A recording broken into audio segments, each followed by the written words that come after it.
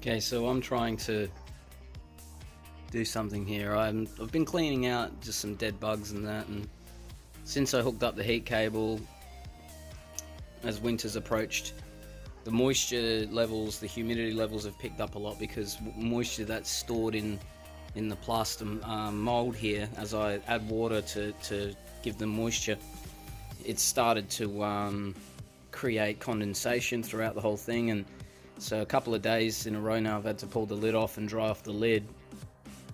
Second day doing that, I've noticed that mould has started to grow on this little wooden bridge. So I'm trying to get this wooden bridge, but these ants are not too happy about it. The species is Myrmecia Varians, and they're in the Pilosula species complex. So they're related, very closely related to the jumping jack bull ant, and they do jump very much like that. They jump, they sting, they bite, you name it. They're not as aggressive usually as your typical jack jumper ant, but they are when it comes to defending their nest. Now, one nearly got out just a second ago because now that I'm filming, I'm not paying as good attention to the whole thing.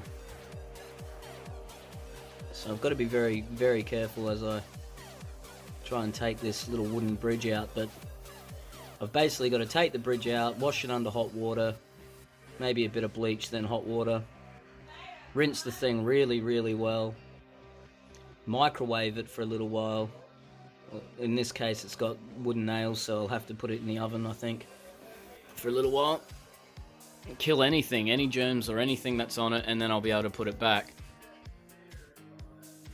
It's a shame because it wasn't all that long ago that I had to take all these fake plants out and wash them in hot water, so I'm hoping that it's not too late for the plants and that the mold spores haven't started growing on the ends of these little fake flowers here, because that's what they were doing.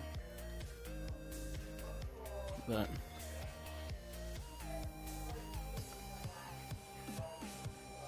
and the honey also looks a little bit discolored, so I'll probably have to change the honey.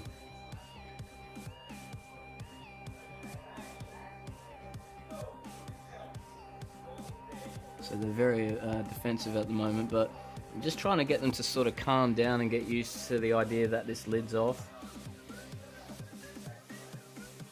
And when the timing's right, I'll go in and I'll grab that land bridge. I'm going to need these.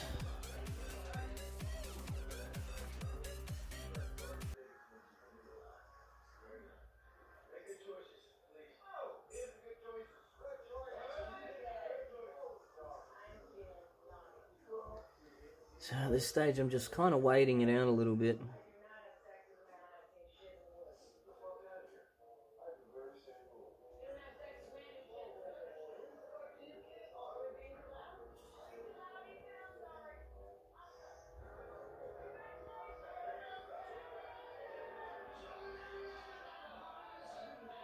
Yeah, when bull ants have the lid on their setup for a long time, they tend to take the lid coming off as a big disturbance. They can really, the difference in air and moisture and everything, the temperatures, it all suddenly changes.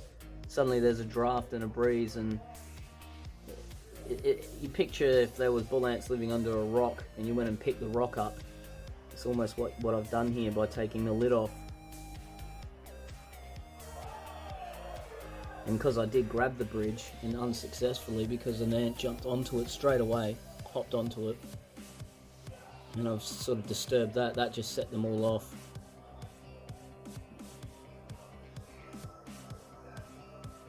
At one point I had about 8 workers all rummaging around.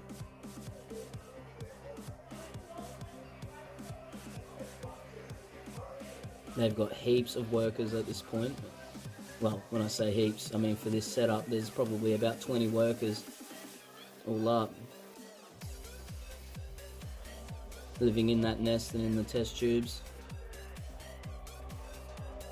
I just got out a couple of empty cocoon sacks when I was cleaning out the dead insect carcasses.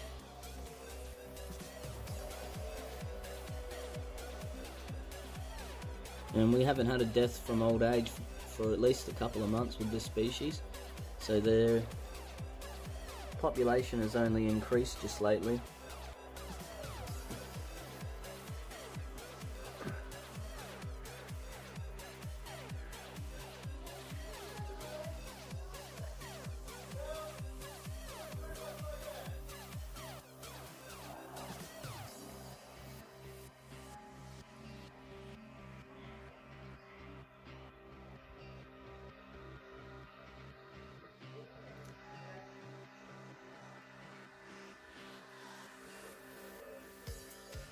Okay, we did it.